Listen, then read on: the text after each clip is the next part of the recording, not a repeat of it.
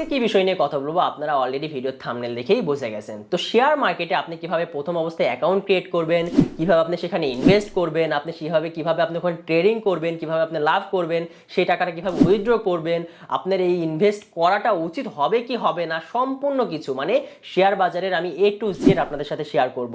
আপনি জাস্ট এই জন্য এই ভিডিওটা দেখেন না যে আপনাকে শেয়ার মার্কেটে ইনভেস্ট করতে হবে, আপনি এই ভিডিওটা দেখুন এই জন্য যে শেয়ার মার্কেটের A to Z কনসেপ্টটা কি, বিষয়টা কি, এইগুলো জানার জন্য আপনি এই ভিডিওটা দেখতে পারেন। এই শেয়ার মার্কেটে ইনভেস্ট করেই কিন্তু বিশ্বে মনে করুন ওয়ারেন বাফেটকে অবশ্যই সবাই চিনবেন। ওয়ারেন বাফেট কিন্তু বিশ্বের 4 নম্বর 5 নম্বর ধনীতে সব সময় থাকে এই শেয়ার মার্কেটে ইনভেস্ট করে। সো আপনাদের যেহেতু বিজনেসে ইন্টারেস্ট, বিজনেস করতে আপনারা পছন্দ করেন, সো এই বিষয়টা জানার জন্য আপনি জাস্ট এই ভিডিওটা দেখতে পারেন। তো শেয়ার মার্কেটে আপনি ইনভেস্ট করার সর্বপ্রথম আপনাকে কিন্তু একটা অ্যাকাউন্ট ক্রিয়েট করতে হবে। অ্যাকাউন্টে আপনার টাকা থাকবে, আপনার সিকিউরিটিজ যেগুলো কিনবেন, ঠিক আছে, সেই সিকিউরিটিসগুলো আপনি সেখানে থাকবে। তো এই অ্যাকাউন্টটা কোথায় করবেন? অ্যাকাউন্ট করতে হলে কিন্তু আপনাকে বিভিন্ন ব্রোকারেজ হাউসে যাইতে হবে। বাংলাদেশে অনেকগুলো ব্রোকারেজ হাউস আছে। আমি যেখানে অ্যাকাউন্ট ক্রিয়েট করেছি এটা হচ্ছে বাড্ডাতে, আমি নামটা আপনাদের সাথে শেয়ার করছি না। এখানে এরকম অনেকগুলো ব্রোকারেজ হাউস আছে, আমি লিস্ট দিয়ে দিব। সেই সব যে কোনো জায়গায় আপনি একটু জেনে শুনে বুঝে আপনারা অনলাইনে ঘাটাঘাটি করবেন যে কোন ব্রোকারেজ হাউসটা ভালো, ঠিক আছে, সেখানে যেয়ে আপনি অ্যাকাউন্ট ক্রিয়েট করতে পারেন। আর সেখানে অ্যাকাউন্ট ক্রিয়েট করতে হলে প্রথমেই আপনাকে সেই ব্রোকারেজ হাউসে যেতে হবে, ঠিক আছে, কিছু ডকুমেন্ট নিয়ে। ব্রোকারেজ হাউসে আপনি অ্যাকাউন্ট করতে যাবেন কি জন্য? কারণ দেখুন, আপনি সর্বপ্রথম আপনি যদি একটা ব্যাংকে অ্যাকাউন্ট করতে যান তাহলে কি সরাসরি বাংলাদেশ ব্যাংকে চলে যান? না, আপনি কিন্তু বাংলাদেশ ব্যাংকের আন্ডারে আরও অনেকগুলো ব্যাংক আছে, সেই ব্যাংকের আন্ডারে কিন্তু আপনি একটা অ্যাকাউন্ট ক্রিয়েট করেন। সেম টু সেম আপনার যদি আপনি শেয়ার মার্কেটে ইনভেস্ট করতে যান তাহলে কিন্তু আপনাকে সেইভাবে আপনার একটা আরও অনেকগুলো ব্রোকারেজ হাউস আছে, সেখানে যে আপনাকে অ্যাকাউন্ট ক্রিয়েট করতে হবে। এখন প্রশ্ন আসে যে অ্যাকাউন্টটা আমি ক্রিয়েট করবো এটা সিকিউর কেমন? আপনি ব্যাংকে যেমন বিলিভ করেন ব্যাংক যেমন সিকিউর, সেই রকম সেম টু সেম সিকিউর কিন্তু এই ব্রোকারেজ হাউসে যে অ্যাকাউন্টে ক্রিয়েট করবেন বিও অ্যাকাউন্ট, সেই অ্যাকাউন্টটা আপনার এরকম সিকিউর।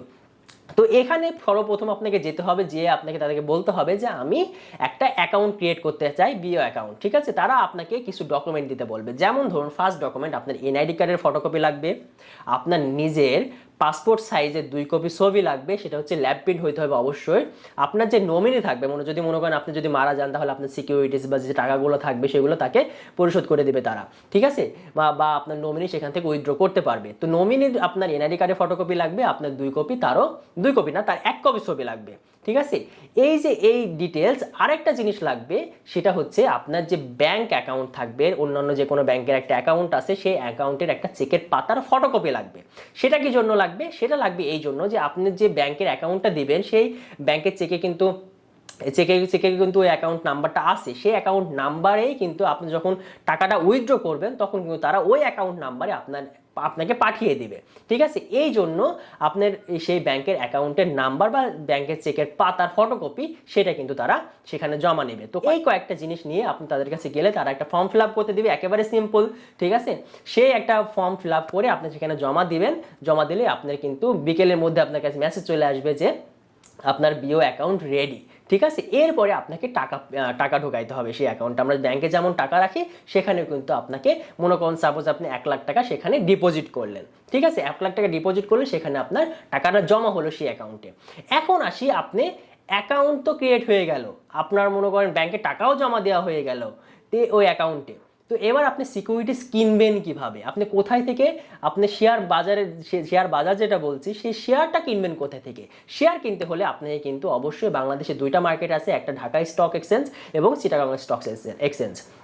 এই 2 জায়গায় থেকে আপনি কিন্তু হচ্ছে শেয়ার কিনতে হবে, ঠিক আছে। তো এই শেয়ার মার্কেট, স্টক এক্সচেঞ্জ যেগুলো আছে এটা কিন্তু বলা যায় সেকেন্ডারি মার্কেট। এবং আপনার মনে করুন যে প্রাইমারি মার্কেট কোনটাকে বোঝায়? প্রাইমারি মার্কেট বলতে মনে করুন আপনার একটা কোম্পানি আছে, আপনার কোম্পানির আপনার কিছু টাকা প্রয়োজন পড়ছে, সেই টাকাটা আপনি কোথায় থেকে নেবেন? সেই টাকার আপনি মনে করেন 100% আপনার টোটাল শেয়ার ভ্যালু, ঠিক আছে, আপনার কোম্পানি শেয়ারের মধ্যে আপনি 30% আপনি জনগণকে দিয়ে দিবেন, যে এই 30% জনগণের কাছে আমি দিয়ে দিব, দিয়ে তাদের থেকে আমি কিছু টাকা নিব, ঠিক আছে। এটা নেওয়ার জন্য আপনাকে বাংলাদেশ মনে করেন স্টক এক্সচেঞ্জে আপনার নাম লিস্টেড করতে হবে। যদি আপনি লিস্টেড হয়ে যায় তখন আপনি সেখান থেকে শেয়ার বেচতে পারবেন। আপনি যখন শেয়ার বিক্রি করবেন তখন কিন্তু ওই যে 30% শেয়ারই কিন্তু আপনি তাদেরকে দেবেন, তখন কিন্তু আমার মতো অনেকেই আছে সেখানে কিন্তু কিনে নেবে।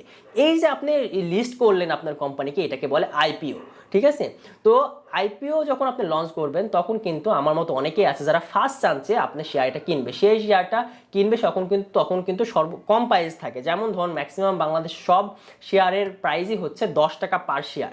ঠিক আছে, তো আপনার কোম্পানি 30% যদি আপনি শেয়ার দেন, তো ওই হিসাবে আপনার যতটা শেয়ার হবে সে অনুযায়ী কিন্তু আমরা সেখান থেকে কিনতে পারবো। তো ফার্স্ট আইপিও যারা লঞ্চ করে সেখান থেকে শেয়ার কিনলেও আপনাকে আগে কথা বলতে হবে এবং অ্যাপ্লাই করা লাগবে যে আমি প্রথম অবস্থায়, কারণ এখানে অনেকজন অ্যাপ্লাই করে, কারণ যারা প্রথমত লিস্টেড হয় সেই শেয়ারটা কম দামে পাওয়া যায়, সেই জন্য সবাই কিন্তু সেটাতে নিতে চায়।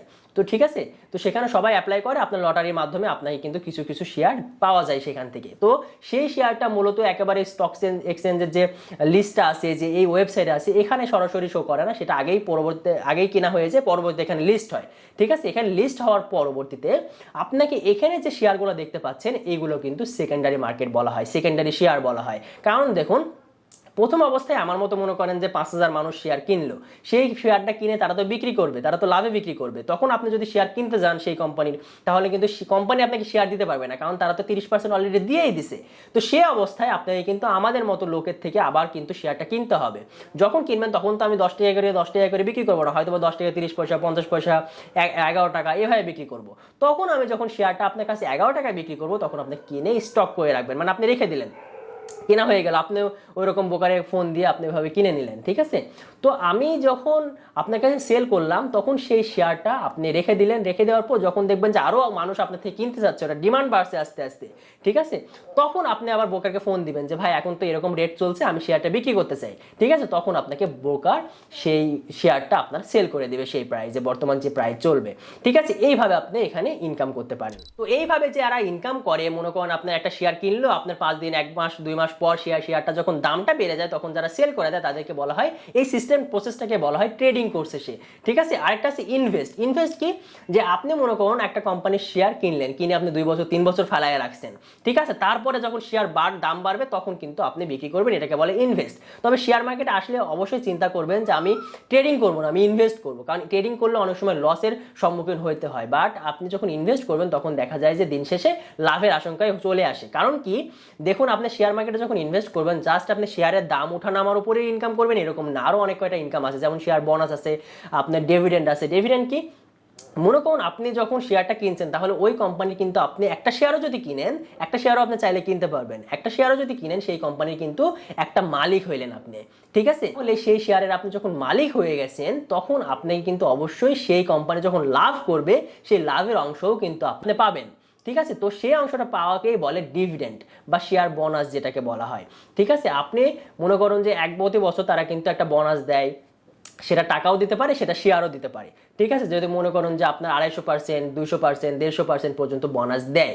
ঠিক আছে, তো এই 150% বোনাস দিলে যে আপনি 150 টাকা টোটাল না, এর 100 দিয়ে ভাগ হয়ে 15 টাকা চলে আসে। ঠিক আছে, পার শেয়ার আপনি 15 টাকা পর্যন্ত, যদি 150% হয় 15 টাকা পর্যন্ত আপনি পাবেন, 15 টাকা পাবেন আর কি একটা শেয়ার প্রতি। তো মনে করুন আপনার 1000 শেয়ার আছে, সেই শেয়ারটা আপনি কিনে রাখছেন, কিনে রাখার পর বছর শেষে দেখা যায় যে আপনার জুলাই আগস্টের দিকে মেবি এই আপনি আগেই নোটিশ পেয়ে যাবেন যে কোন শেয়ার ডিভিডেন্ড দিবে।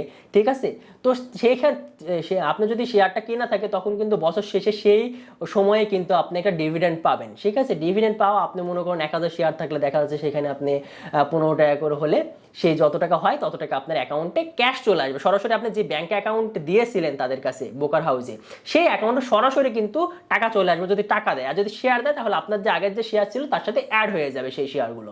ঠিক আছে, এই সিস্টেমটা এটাকে বলে ডিভিডেন্ড, এবং আপনি প্রতি বছর এটা মাস্ট পাবেন, ম্যাক্সিমামে পাবেন, কম বেশি হয়তো পাবেন, কিন্তু ম্যাক্সিমাম টাইমে কিন্তু এই ডিভিডেন্ডটা পাওয়া যায়।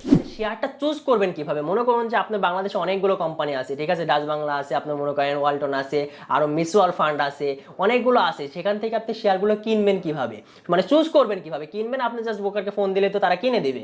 তো আপনি চুজ করবেন কিভাবে যে এই শেয়ারটা ভালো কি না, এই শেয়ারের মূল্য মানে বর্তমান দাম কত, এই জিনিসগুলো আপনি বুঝবেন কিভাবে। মনে করুন আপনি একটা শেয়ার চুজ করবেন, সেই শেয়ার চুজ করতে হলে আপনাকে তার শেয়ারের ব্যাক আরো 5 বছরের হিস্টোরি আপনাকে চেক করতে হবে, রিপোর্ট আপনাকে চেক করতে হবে, সেগুলো আপনি সবকিছু ওয়েবসাইটে পেয়ে যাবেন।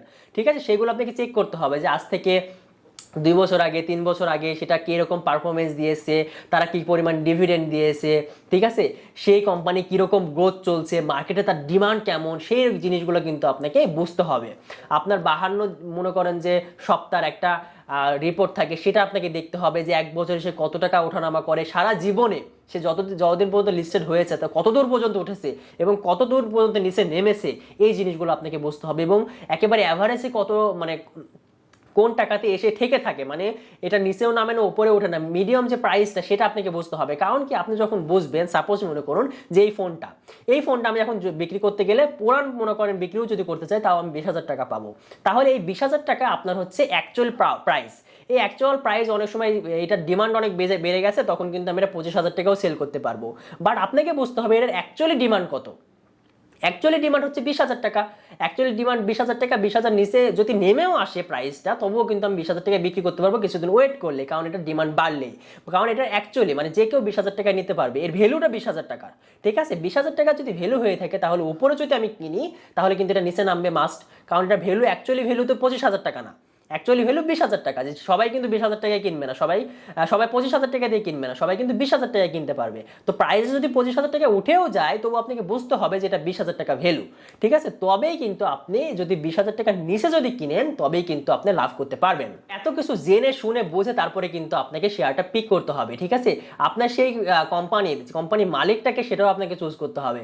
যেমন ধরুন, আমি এটা বলা ঠিক হবে কিনা আমি জানি না, ব্যাক্সিমকো কোম্পানি আছে, সেটার মালিককে আমরা সবাই জানি, ঠিক আছে।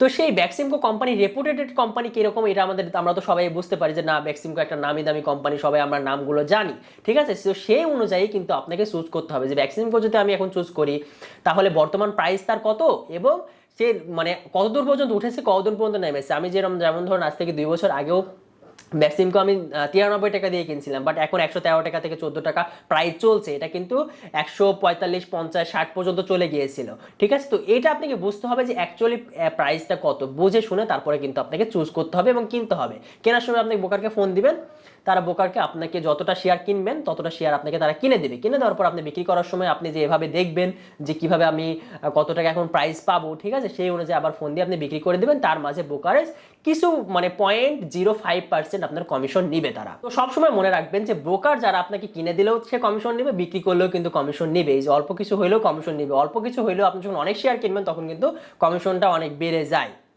ঠিক আছে। 0.05% হইলেও আপনি দেখা যায় যে দিন শেষে অনেকগুলো যখন শেয়ার বিক্রি করে তার কিন্তু অনেক টাকা প্রফিট চলে আসে, তার কিন্তু কোনো লসের সিস্টেম নেই, ঠিক আছে। তো এই ক্ষেত্রে আপনাকে শেয়ার মার্কেটে ইনভেস্ট করতে গেলে কিছু কিছু জিনিস আপনাকে অবভিয়াসলি মনে রাখতে হবে, যেটা আমি ফেস করেছি। যেমন ধরুন, আপনি প্রথম অবস্থায় একটা টাকা মনে করেন আপনি কিছুদিন যাবত পড়ে আছে, 5 মাস 6 মাস যাবত পড়ে আছে, এই জন্য সেই টাকাটা আপনি ইনভেস্ট করে ফেললেন, ঠিক আছে। এইরকম ইনভেস্ট করে আপনি বিপদে পড়বেন। কারণ কি আপনি শেয়ার মার্কেটে সেই টাকা ইনভেস্ট করবেন যে টাকা ইনভেস্ট করে আপনি ভুলে যাইতে পারবেন সারা জীবনের জন্য, ঠিক আছে। নট জাস্ট আপনি 2 মাস 3 মাসের জন্য ভুলে থাকবে, সারা জীবনের জন্য ভুলে থাকতে হবে, তবেই কিন্তু আপনি এখানে ইনভেস্ট করতে পারবেন যে এই টাকাটা আমার প্রয়োজনীয় না, সেই টাকাটা আপনি ওখানে ইনভেস্ট করবেন। কারণ কি, কারণ আপনি শেয়ারের ভ্যালু যে কোনো টাইমে দামটা কমে যেতে পারে, যে কোনো টাইমে আপনার প্রয়োজন পড়তে পারে সেই টাকাটা, সেই রকম প্রয়োজনীয় যদি টাকা হয়ে থাকে তাহলে যখন দামটা কমে গেছে তখন তো সেই শেয়ারটা আপনি বিক্রি করতে পারবেন না কমে, বিক্রি করলে আপনি সেখানে লস হবে। বাট সেই শেয়ারটা যদি আপনি আরো দিন ফেলে রাখেন, কদিন ফেলে রাখতে হবে এটা কোনো নির্দিষ্ট কোনো গ্যারান্টি নাই, এমন এমন টাইম আছে যেটা আপনার 1 বছর 2 বছর পর্যন্ত ফেলে রাখা লাগে, ঠিক আছে। তো সেই টাইমে যদি 2 বছর 3 বছরের জন্য যদি ফেলে রাখেন তারপরে কিন্তু শেয়ারটা একটা ভালো পর্যায়ে যাবে, দামটা আরো বাড়বে, ঠিক আছে। তো তার আগে যদি আপনি সেই টাকাটা প্রয়োজন পড়ে তাহলে তো আপনাকে তুলে ফেলতে হবে। এটা আমার অনেক হয়েছে, আমি প্রথমে মনে করেন 50,000 টাকা 60,000 টাকা ইনভেস্ট করছি প্রথম অবস্থায়, দেখা গেছে আমার টাকাটা প্রয়োজন মানে শেয়ারের দাম বাড়ছে না তো বাড়ছেই না, আমার ওই লসে বিক্রি করা লাগছে। অনেক টাইমে কিন্তু দেখা গেছে যে আপনি অল্প অল্প শেয়ার কিনেও কিন্তু আপনি এখানে ট্রেডিং করতে পারবেন। আমার মূল উদ্দেশ্য এই ভিডিওর, আপনারা যারা এই ভিডিওটা দেখছেন তারা কিন্তু মূলত এই ভিডিওটা দেখুন এবং বুঝুন এবং প্রয়োজনে অ্যাকাউন্টে ক্রিয়েট করুন, 5,000 টাকা ইনভেস্ট করুন, 5টা প্রোডাক্ট 5টা শেয়ার কিনুন, সমস্যা নাই। আপনি জিনিসটা জানুন বুঝুন একেবারে সব কিছু। আর এটা চিন্তা করেন না যে আমার 5 টাকা লাভ হচ্ছে এই জন্য আরও 50,000 টাকা ইনভেস্ট করে আমি মনে করেন আরও গোছানো টাকা দিয়ে, এটা এই জন্যই কিন্তু শেয়ার বাজারে মানুষ লস খায়, ঠিক আছে। যে হটি বাটি মনে করেন মানে সব কিছু বিক্রি করে দিয়ে এসে ইনভেস্ট করছে ইনকামের জন্য, পরবর্তীতে শেয়ারের দামই বাড়ছে না, ঠিক আছে, সেই টাকাটা ফেলে রাখছে, ঠিক আছে। সেই শেয়ারটা যখন ফেলে রাখছে তখন মনে করেন একটা পর্যায়ে যখন অনেক প্রয়োজন হয়ে গেছে, তার কারণ তো প্রয়োজনীয় টাকা, সেই টাকা যখন অনেক প্রয়োজন হয়ে গেছে তখন লস দিয়ে বিক্রি করে আসছে। এই প্রবলেমে কখনোই পড়বেন না আপনি। প্রথম অবস্থায় আপনি শেয়ারটা কিনুন বেচুন, অল্প পরিমাণে লাভ হইলেও যে অনেক টাকা ইনভেস্ট করে ফেলবেন এরকম না। কারণ কিন্তু যারা মনে করেন জুয়ারি, যারা জুয়া খেলে, যারা মনে করেন ভিক্ষুক, তারা কি ভিক্ষুক বা জুয়ারি কখন হয়? যখন তারা মানে জুয়াতে হারে তখন হয়, নাকি যখন জিতে তখন হয়? যখন তারা জিতে তখন হয়। যারা ভিক্ষা পায় তখন ভিখারি হয়। ভিক্ষা না পাইলে কিন্তু সে ভিখারি হবে না।